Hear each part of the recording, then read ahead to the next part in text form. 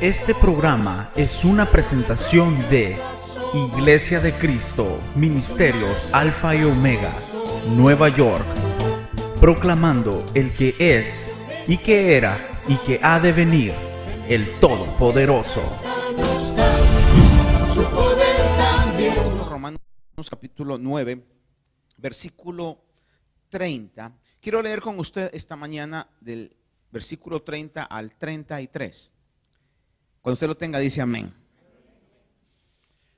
Dice el apóstol Pablo que en todo el antecedente él puede demostrar su preocupación y hasta cierto punto angustia y dolor por el pueblo de Israel, porque habían rechazado a Jesús como el Mesías Salvador. Y dice en el verso 30, como en forma de pregunta: ¿qué diremos entonces? ¿Que los gentiles que no iban tras la justicia alcanzaron justicia? Es decir, la justicia que es por fe. Y le ruego que repita conmigo esa frase: la justicia que es por fe. Dice: pero Israel, que iba tras una ley de justicia, no alcanzó esa ley. ¿Por qué? Porque no iban tras ella por fe, sino como por obras. Tropezaron en la piedra de tropiezo. Tal como está escrito, aquí pongo en Sión una piedra de tropiezo y roca de escándalo, y el que crea en él no será avergonzado. Déjeme leerle la traducción lenguaje actual, la TLA, como se conoce. Dice de esta manera, este pasaje que leímos: ¿qué más les puedo decir? Que aunque la gente de otros pueblos no estaba haciendo nada para que Dios los aceptara, Él los aceptó porque confiaron en Él.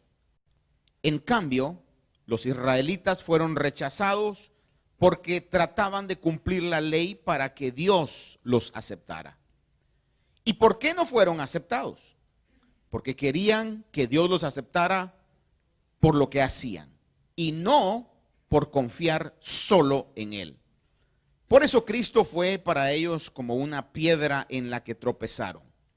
En la Biblia Dios dijo: yo pongo en Jerusalén una roca con la cual muchos tropezarán y caerán, pero Dios no defraudará a los que confían en Él. Es la misma frase, solo que con diferentes palabras que leímos, y dice: el que crea en Él no será avergonzado. Lo traduce y dice: pero Dios no defraudará a los que confían en Él. Si algo en toda la Escritura vemos claramente es la fidelidad de Dios. ¿Es fácil mantenerse creyendo en Dios? Humanamente no. ¿Es posible? Seguro que sí. Con la ayuda del Espíritu Santo podríamos nosotros en este tiempo decir lo que el apóstol Pablo escribió: todo lo podemos en Cristo que nos fortalece. Ahora, al leerle yo este pasaje, fíjese de que cuando el pueblo de Israel estaba tratando de alcanzar llegar a Dios, leímos en la Escritura que no pudieron alcanzar a agradar a Dios porque dice que iba tras esa ley, pero no por fe. Es decir, no es que los israelitas no hicieran lo que la ley les decía que tenían que hacer. Guardaban el sábado, cumplían los mandamientos de la ley.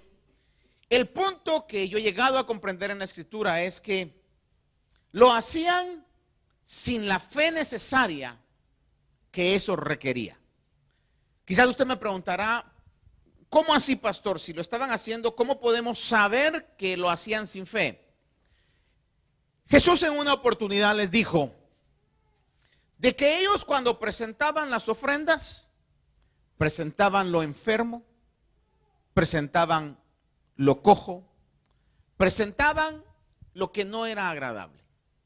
Cuando usted y yo vamos a hacer algún trámite legal, o haga de cuenta, para no meterme en cuestiones políticas, voy a pensar en cuestiones del diario vivir.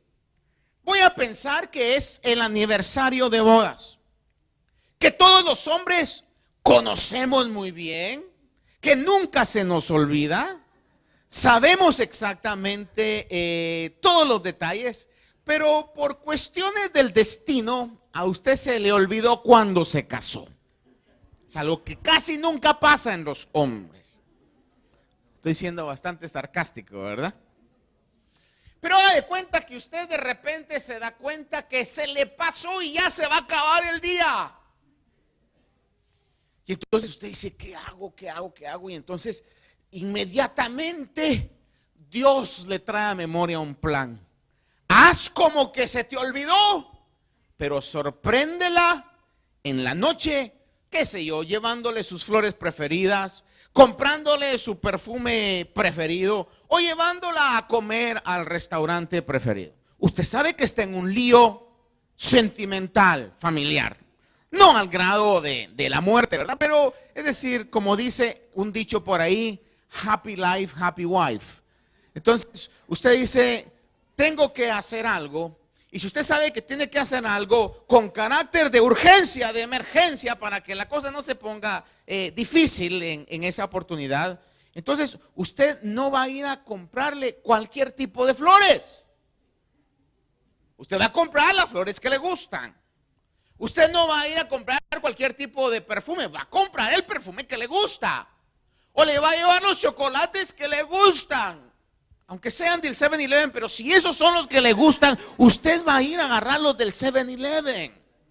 No se va a ir a meter a una tienda especial de Godiva o cualquier situación. Usted va a ir a agarrar lo que le gusta. Entonces, si ellos realmente quisieran agradar a Dios, no le hubieran dado lo cojo, lo perniquebrado, lo ciego. Pero ¿qué es lo que pasaba? Que habían caído ya en una serie de rituales que se heredaban de generación a generación. Hay varias ilustraciones. El otro día oía una similar a la que yo sabía y creo que en algún momento se la he compartido, de una esposa que al poder cocinar un jamón, dice que siempre le cortaba las esquinas. Y entonces el marido pues le pregunta, ¿por qué hace eso y tira las esquinas y tan buenas que son? Pues, ¿verdad? Y entonces le preguntó a la mamá. Otro hermano lo compartía el día jueves, un maestro discipulado en relación a creo que pancakes también, decía el hermano. Yo la escuché en el jamón, que le cortaba las esquinas y desperdiciaba las esquinas, las agarraba y las ponía ahí o las tiraba. Y entonces el esposo le pregunta a la mamá, mire, ¿por qué su hija siempre que va a cocinar un jamón le quita las esquinas? Y le dice, porque mi mamá así lo hacía. O sea, tuvo que llegar a la suegra y luego tuvo que llevar a la mamá de la suegra. Y entonces le dice, oiga señora, le dice, ¿y por qué usted siempre le quitaba las esquinas al jamón? Y le dice, porque en mi tiempo no habían esos sartenotes que ustedes ahora tienen, sino que eran chiquitos. Entonces no me cabía en el sartén, tenía que quitarle las esquinas para que me cupiera. Pero la nieta había adoptado ya eso y sin saber por qué, ella le quitaba las esquinas. Está como los bananos. A mí me enseñaron, mi mamá me enseñó y es la culpable de que al banano se le quitan las orillas. ¿Por qué? Porque de donde veníamos nosotros, en algún momento ahí podían llegar gusanitos. Entonces, si uno se comía las esquinas, sí es cierto, ¿verdad, mamá? Por eso era. Ahora, ya con el tiempo de que estamos acá, yo todavía el día de hoy le quito las esquinas y aquí no hay gusanos. Pero hay cosas que están tan arraigadas en uno que uno no sabe el por qué las hace y las sigue haciendo. Habían llegado entonces ya al punto de llegar a las festividades, al grado que Jesús en un momento determinado cita que Dios mismo dice, estoy cansado, estoy harto de sus celebraciones. Imagínense a Dios diciendo, estoy harto de sus celebraciones, cuando Él mismo es el que las había instituido. ¿Pero por qué? No era la celebración lo que estaba malo. No era el lugar lo que estaba malo. No era el tiempo lo que estaba malo. Lo que estaba malo era la actitud con la cual hacíamos o hacían lo que estaban haciendo. Entonces, cuando vemos aquí que dice la Escritura que iban tras esa ley pero sin fe, es porque ya habían caído en un ritualismo. Y que todos nosotros en cualquier situación de nuestra vida tenemos que pelear en contra de conformarnos y que algo se haga simplemente una costumbre, que le hayamos perdido el gozo, la alegría a lo que hacemos. Si usted le pierde la alegría al cocinar, imagínense, y tiene que hacerlo toda su vida, qué tristeza. Uno tiene que encontrar razones. Imagínense, le voy a poner mi ejemplo. El tiempo que Dios quiera, los años que Dios quiera, como Dios quiera, si Él quiere que siga predicando. Imagínense que yo le pierda el gusto a predicar. Ay, hermanos, otra vez ustedes aquí y yo aquí. Padre, qué cruz. Es decir, lo que nos ha llamado Dios a hacer. Y mire, yo creo la frase siguiente: todo trabajo dignifica. Sea cual sea su trabajo.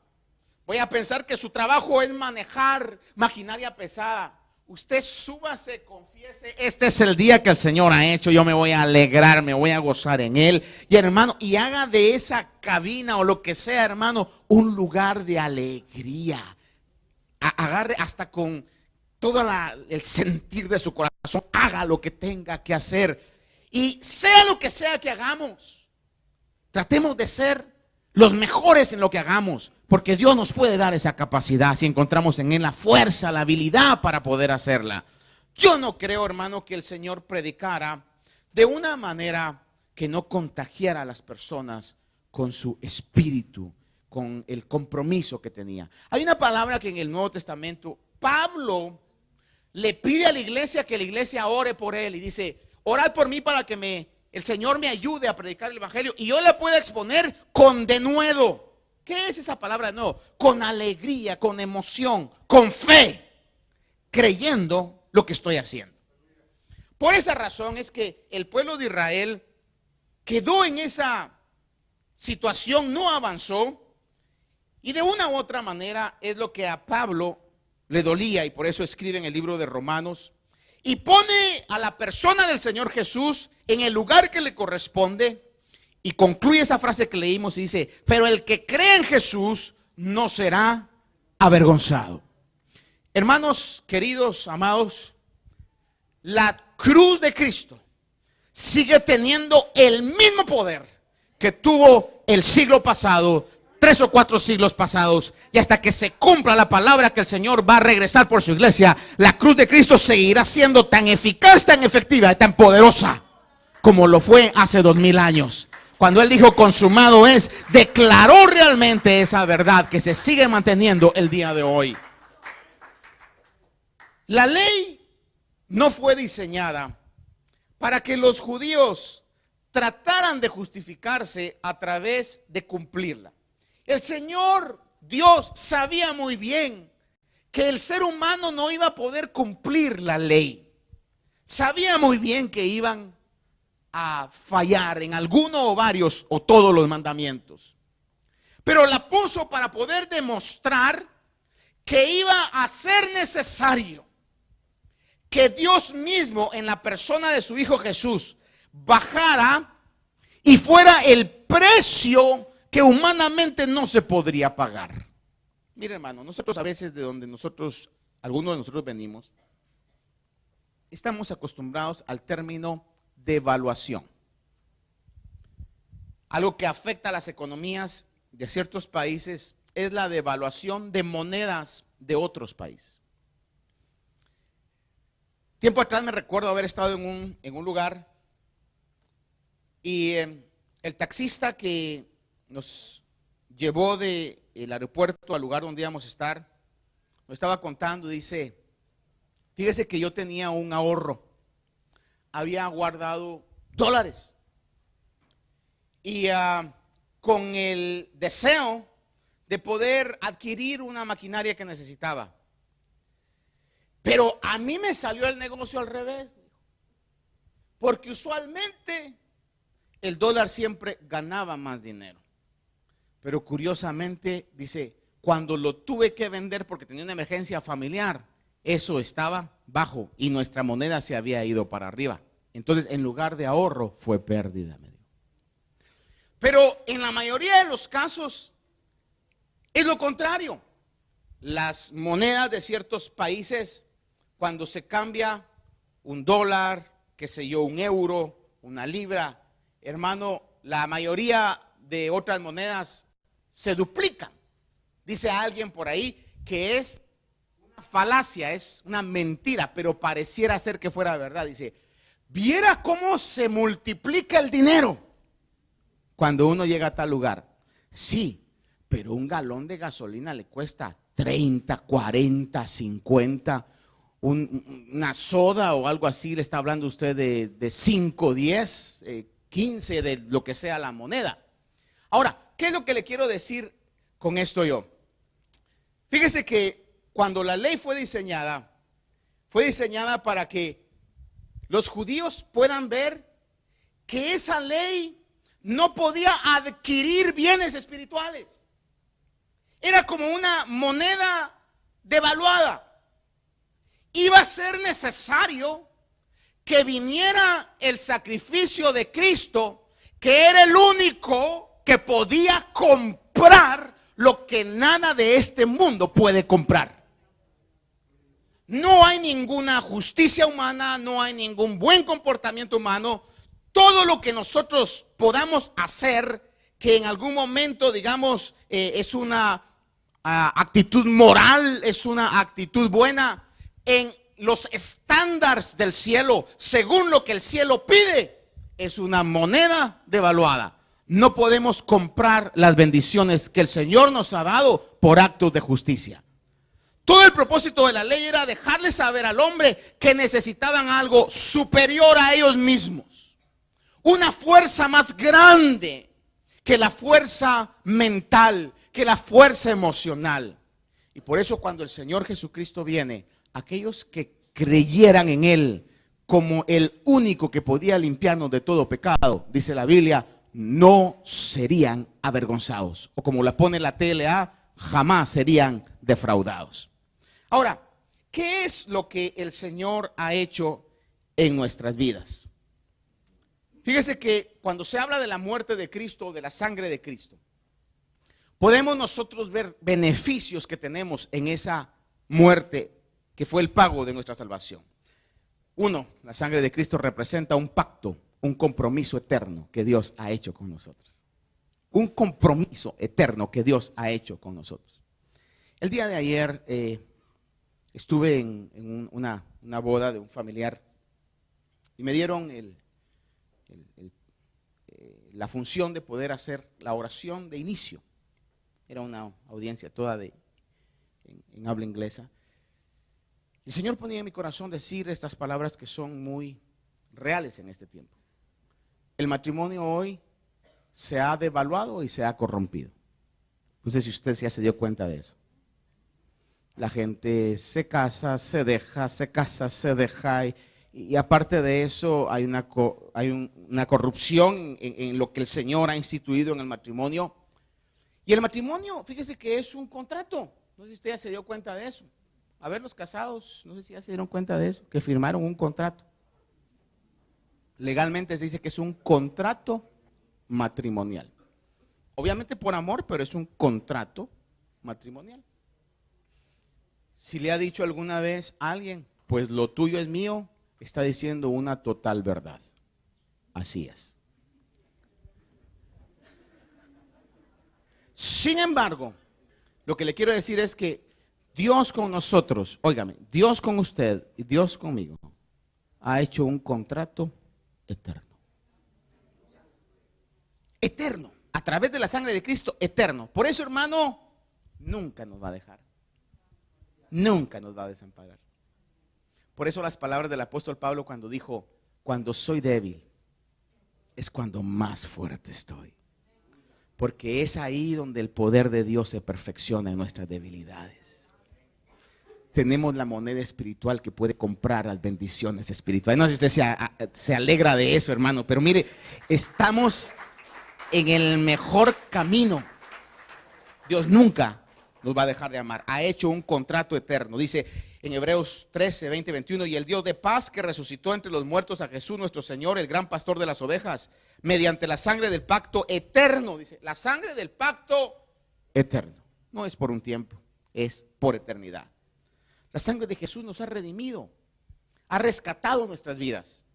Efesios 1:7 dice que en Él tenemos redención. Primera de Pedro 1:18 dice, sabiendo que no fuiste redimidos con cosas que perecen, sino con la sangre preciosa de Cristo. Hebreos 9 del 11 al 12 también habla, dice que cuando Cristo apareció como sumo sacerdote de los bienes futuros, como es un pacto eterno, es porque hay una vida eterna que nos espera. Y el Señor aparece como el administrador de esos bienes futuros, dice, a través de un mejor templo, mejor tabernáculo, que no es hecho de manos.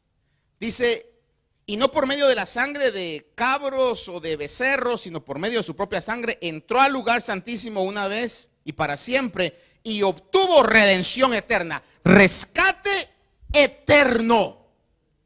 Las deudas pasadas, las deudas presentes, las deudas futuras que podamos tener, hermanos, tenemos un cheque en blanco del cielo. Todos nuestros pecados, transgresiones e iniquidades, si creemos en Jesús, van a ser perdonadas. Pastor, ¿qué me está diciendo? Que la cruz tiene el poder para perdonar aún mis transgresiones y mis iniquidades. Sí, por eso Pablo dice claramente, el que crea en Él no será avergonzado. El que crea en Él no va a ser defraudado. Por eso le decía, la cruz sigue siendo tan poderosa, la cruz sigue siendo tan eficaz, hermano. No hay pecado tan grande que la sangre de Cristo no pueda limpiar. Oí el otro día una historia de en la Segunda Guerra Mundial había un general japonés que había cometido crímenes de guerra horrendos. Cuando todo terminó, lo encontraron en un país asiático años después, trabajando como jardinero. Era un hombre de los más elevados en el ejército, que había cometido horrendos crímenes de guerra. Y cuando lo encontraron, obviamente lo juzgaron y lo condenaron. El punto es que en el momento de su juicio, era totalmente otro hombre. Pidió perdón y lo que él dijo es, he encontrado la salvación de mi alma en el sacrificio del Señor Jesús. ¿Y sabe cómo fue que él pudo ser convencido de eso? Por las actitudes que vio en cristianos. Amados hermanos, nuestras palabras tienen poder, nuestras acciones tienen aún más poder. Cuando usted y yo actuamos como cristianos, ese mensaje es un mensaje silencioso que está llegando a aquellos que están viendo y que puede convertir en la misericordia de Dios el corazón duro en un corazón de piedra. Y usted me dirá, pastor, ¿y es posible que Dios pueda perdonar? Hermano, la sangre de Cristo sigue siendo tan eficaz como ha sido hace 2000 años. Por eso dice, el que crea en Él no será avergonzado. Si usted le preguntan esta mañana, ¿de qué hablaron hoy? A un solo mensaje, el que cree en Jesús no será avergonzado. Por eso si usted le dice, usted sigue creyendo, usted dígale, hoy más que nunca sigo creyendo, porque estoy convencido que si creo en el Señor, nunca seré avergonzado. Es un pacto eterno, es un pacto que me ha pagado la deuda por eternidad. Me gusta mucho esta frase, se la he dicho 1000 veces. Cuando el diablo venga y le recuerde sus pecados, menciónele a usted a él su futuro. Cuando el diablo venga y le diga, es que eras pecador y mira lo que pensabas, dígale, pero a ti te van a agarrar, te van a atar y vas a pasar la eternidad en el lago de fuego. Porque todos nuestros pecados han sido perdonados por medio de la sangre de Cristo. La sangre de Cristo también nos reconcilia. ¿Qué es reconciliar? Nos acerca a Dios. Imagínese usted un pleito familiar, un pleito laboral, un pleito de cualquier tipo de pleito. Hermano, mi papá a veces tenía una costumbre que, fíjese, cuando los primos nos peleábamos, que no me tocó a mí porque yo era el más pequeño, entonces a mí más que todo me tocaba pelearme no con la familia, sino con los de afuera, porque no habían de mi edad. Pero cuando los otros primos se peleaban y él los miraba, decía, vengan para acá los dos. Y los dos enojados, rojos, respirando profusamente. ¿Sí, no? Decía, ustedes son primos, ¿qué es eso de estarse peleando? A ver, dense un abrazo, les decía. Eran los abrazos más hipócritas que yo había visto. Abrazado ahí y apriétense. Y el otro quizás con ganas de apretarlo, pero con otras intenciones, ¿verdad? Hermano, imagínense una reconciliación de esas en sus relaciones interpersonales. ¿Ofendemos? ¿Cuántos aquí ofendemos? ¿Sabe que una de las características de la madurez, yo he llegado a entenderlo y quiero entenderlo cada vez más real, es que tenemos que reconocer que no somos perfectos. Cometemos errores y a veces graves, ¿verdad? Y ahí sí, como dijo el pseudo hermano Julio Iglesias, estoy bromeando. Tropecé de nuevo y con la misma piedra decimos, sigo haciendo lo mismo.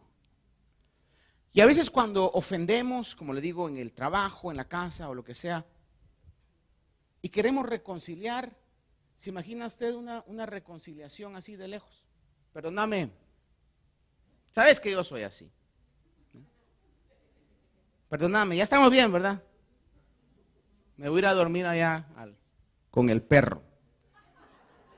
Esa es una reconciliación falsa. La verdadera reconciliación trae acercamiento. Te repito, la verdadera reconciliación trae acercamiento. Cuando dice que nos ha reconciliado con Dios, es porque nos ha acercado.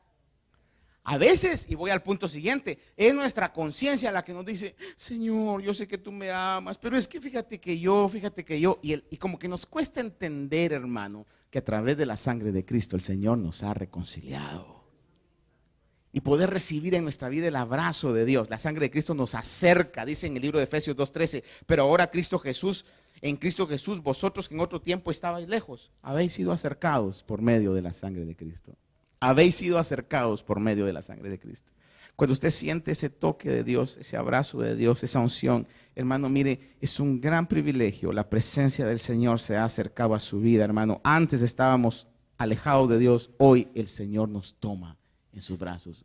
Cuando lo han despreciado, lo han ofendido, cuando ha pasado quizás algún mal día con situaciones externas y de repente usted al poner una alabanza o escuchar la palabra o en su oración, usted siente el consuelo de Dios. Es la mano de Dios que le dice, aunque todos te dejaren, yo estoy contigo. Hijo, hija, nunca te voy a dejar, que te entre en tu cabeza, en tu corazón y en tu espíritu. Yo estoy contigo todos los días. Fue lo que el Señor Jesús le dijo a los discípulos. De cierto os digo, yo estaré con vosotros todos los días hasta el fin del mundo. Y el mundo todavía no se ha acabado. Entonces quiere decir que todavía está con nosotros. En cualquier situación que nosotros estemos. Colosenses 1:20 dice que por medio de Él, por medio de Jesús, Él vino a reconciliar todas las cosas consigo mismo. Vino a acercarnos a Dios. La sangre de Cristo nos da acceso a su presencia. Por medio de la sangre de Cristo podemos entrar al lugar santísimo. Podemos llegar a su presencia, hermano, directamente. Ya no hay obstáculos. La sangre de Cristo purifica nuestra conciencia de obras muertas. Por eso tenemos que darle lugar al perdón de Dios. Cuando usted ha fallado, usted ha tenido alguna situación de desobediencia delante de Dios, pero se arrepiente delante de Él, crea que la cruz sigue siendo tan eficaz y su sangre sigue siendo tan eficaz para perdonar nuestros pecados. ¿Cuántos dicen hoy es un buen día? Yo me voy a alegrar. Es lo que Dios ha dicho. Este es el día que el Señor ha hecho. Por tanto me alegraré y me regocijaré en Él. ¿Porque somos buenas personas? No. Pero porque seguimos creyendo que por el sacrificio de Cristo tenemos las bendiciones espirituales que nada más podría comprar. La sangre de Cristo, aquí le quiero ir concluyendo, la sangre de Cristo nos ha justificado. Óigame esa frase, nos ha justificado. Dice que el pueblo de Israel no logró alcanzar la justicia de Dios por medio de las obras que hacía. Y entonces Pablo en los versículos que leímos del capítulo 9 dice, ¿qué diremos entonces? Y es lo que el apóstol Pablo, como en este caso como un teólogo, está planteando. ¿Qué diremos entonces? Un pueblo que andaba totalmente perdido, de repente encuentra la justicia. Porque yo no sé cuál era el camino que antes usted tenía, antes de que el Señor llegara a su vida. Pero muchos no andaban pensando en Dios. Andaban pensando en un sinfín de cosas, menos en Dios. Pero de repente el cielo interrumpe, bendita interrupción, ¿verdad? Interrumpe nuestro camino. Y cuando pensábamos que todo lo teníamos planeado nosotros mismos, llega la misericordia de Dios y dice, you are in the right place, you are in the right time, now is the time for your salvation. Ahora es el tiempo de tu salvación. Y llega, interrumpe nuestra vida para eso. Pero Pablo dice, ¿qué diremos entonces? Que un pueblo que no andaba buscando a Dios, de repente ahora es el pueblo justo, es el pueblo que ha alcanzado la justicia. Y la ha alcanzado simplemente por la obra que el Señor Jesús hizo al venir y morir por nuestros pecados. Dice entonces en Romanos 5:9, entonces mucho más, habiendo sido ahora justificados por su sangre, seremos salvos de la ira de Dios por medio de él. Repito, seremos salvos de la ira de Dios por medio de él. Repito una tercera vez, seremos salvos de la ira de Dios por medio de él. El mensaje del evangelio es una moneda con dos lados. Lo que el Señor quiere que nosotros aceptemos es la misericordia de Dios. Todavía hay salvación en la cruz, pero hay también una ira pendiente.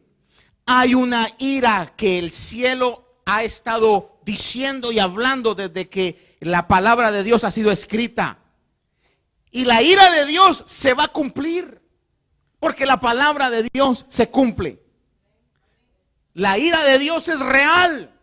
Por eso, si usted, querido amigo, amiga, quien nos pueda estar viendo por medio de los medios o escuchando, si todavía no ha sido salvo de la ira de Dios, hoy le decimos desde este lugar, la cruz sigue siendo tan eficaz como lo fue y usted puede ser salvo de la ira de Dios que está por venir en algún momento. ¿Sabe que una de las cosas, cuando uno tiene ciertas actividades, yo trato quizá por el ministerio, la profesión que desarrollo, de poder ver en qué tiempo estoy parado? Dice la palabra que cuando el Hijo del Hombre será como en los días de Noé. Se casarán y se darán en casamiento. ¿Cuándo se casa uno? Decía alguien por ahí, esto ya es un paréntesis, ¿por qué razones la gente se casa? Hay razones verdaderas, reales, correctas y otras razones incorrectas. Por ejemplo, alguien puede decir, porque me siento solo. Wrong. Si usted se siente solo y solo por eso se va a casar, va a ser un matrimonio de soledad. Peor si se casa con alguien que se llama Soledad.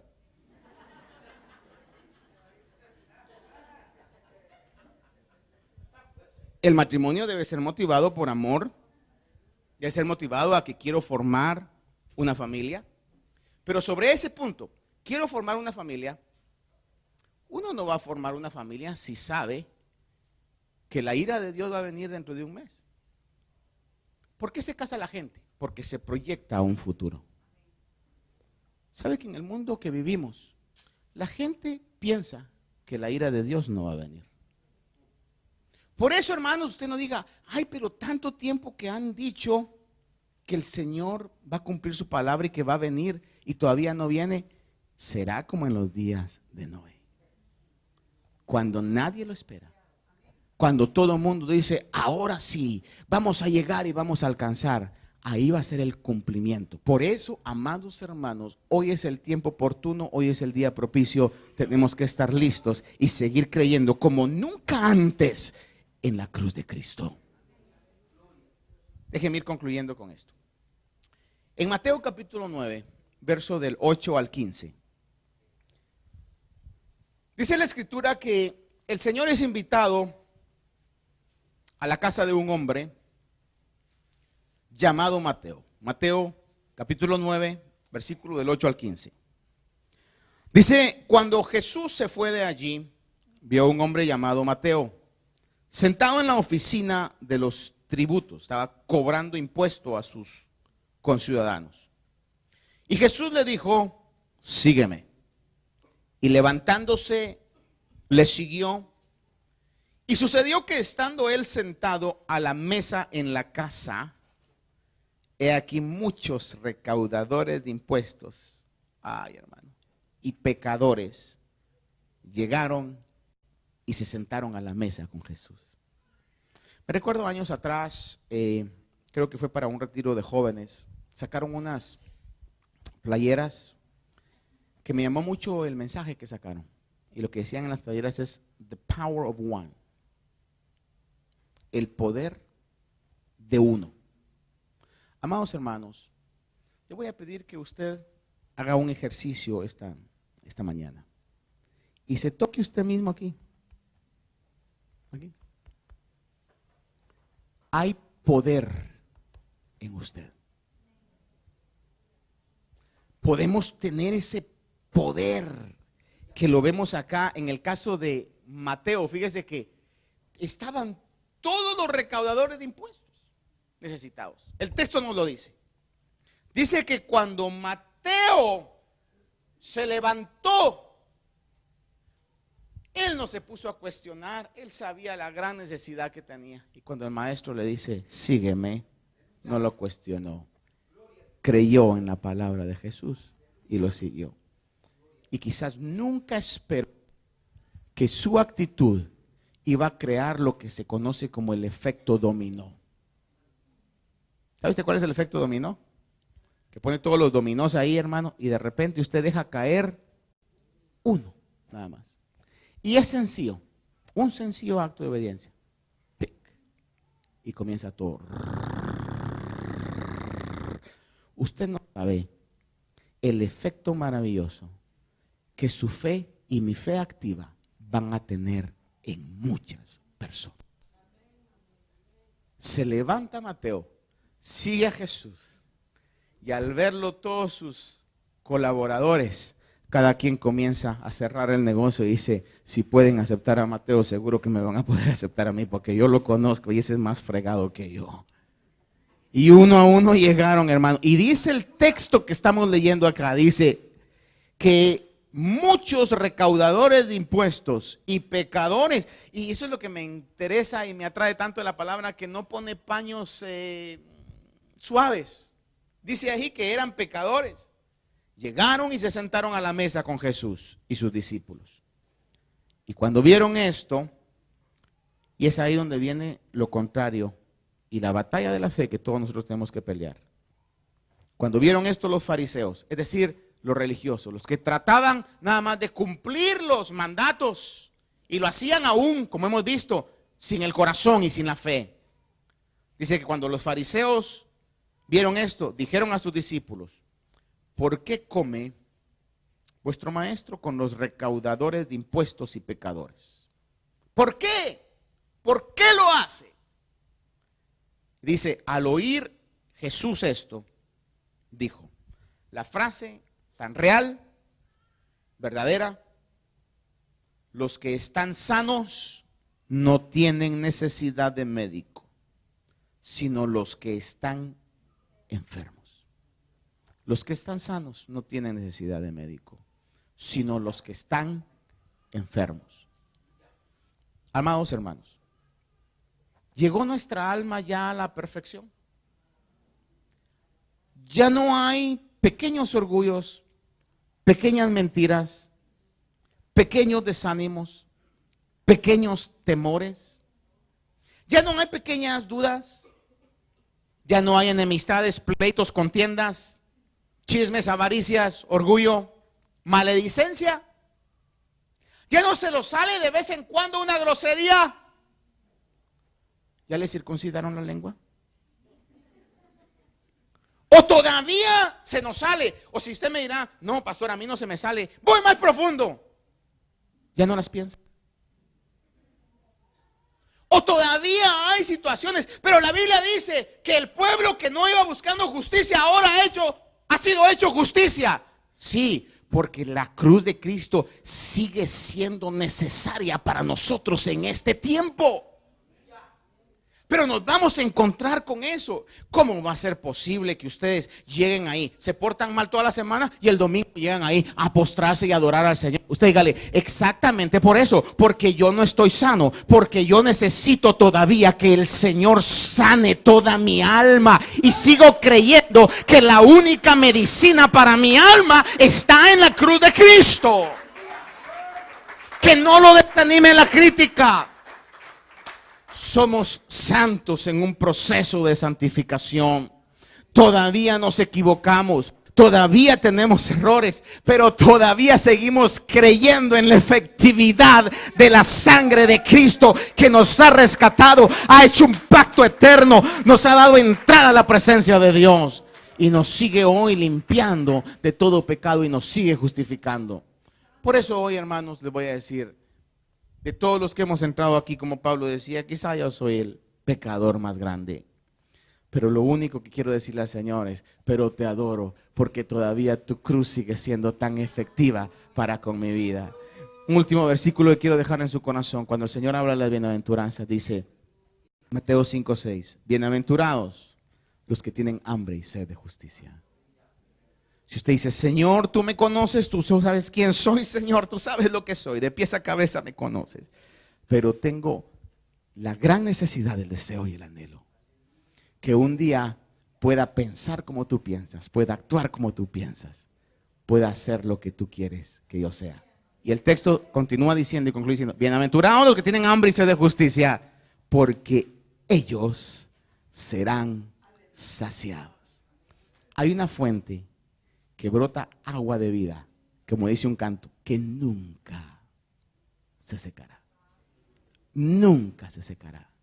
Cuando lo necesitemos, ahí está nuestra restauración, ahí está nuestra necesidad, ahí está nuestro ánimo, ahí está todo lo que necesitamos, porque la cruz de Cristo sigue siendo tan efectiva como lo fue antes, lo sigue siendo el día de hoy. La misericordia de Dios se manifestó en haber enviado a su Hijo como pago por nuestra justificación. Y concluyo, y el que cree en Él nunca será avergonzado.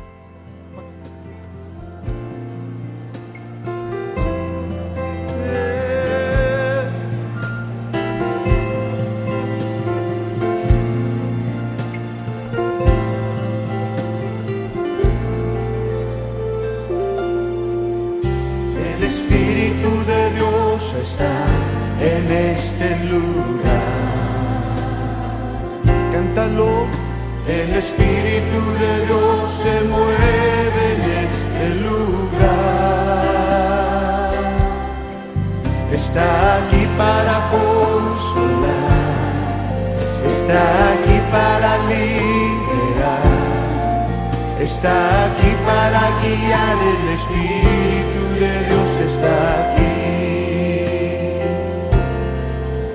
El Espíritu de Dios está en este lugar. El Espíritu de Dios está.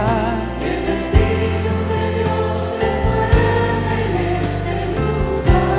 Dios está aquí para consolar. Está aquí para consolar.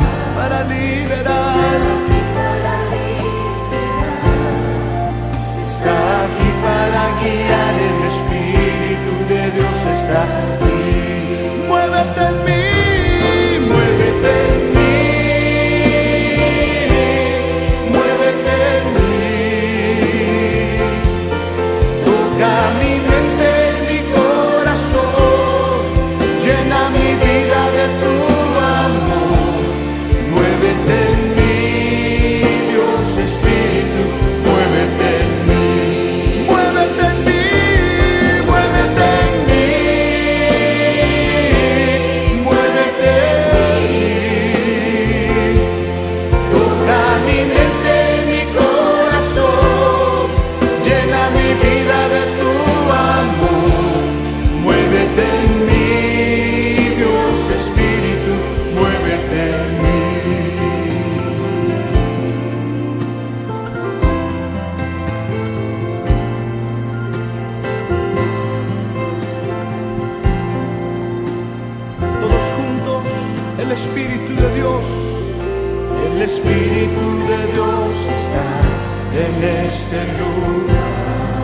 se oigan las voces del Espíritu.